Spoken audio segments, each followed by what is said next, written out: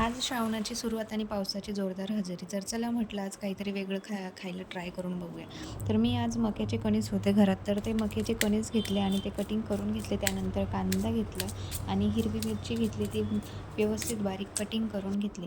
त्यानंतर मस्तपैकी मी इथे लसूण घेतलं, त्याच्यात थोडासा ओवा टाकलेला. ओव्यानंतर तिथे जिरे टाकले आणि छान पद्धतीने ते कांडून घेतले.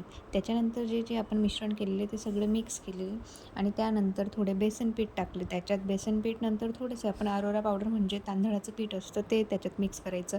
हळदी टाकायची, लाल मिरची टाकायची, धनेपूड टाकायचे, त्याच्यानंतर चवीनुसार मीठ आणि मस्तपैकी हिरवीगार चिरलेली कोथिंबीर टाकायची आणि ते मस्तपैकी मिक्स करायचं.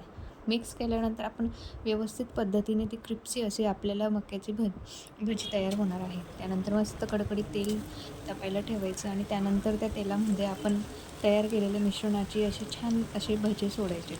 त्यानंतर हळूहळू आपण ते तुम्ही बघू शकतात की तेलामध्ये टाकल्यानंतर किती छान पद्धतीने ते कुरकुरीत होईपर्यंत त्याला तळायचे आहेत. आणि ह्या वातावरणामध्ये, पावसाच्या वातावरणामध्ये मस्तपैकी आपण ते चहासोबत खाण्यासाठी तयार केलेली ही मक्याची भजी खूप टेस्टी आणि क्रिप्सी लागते.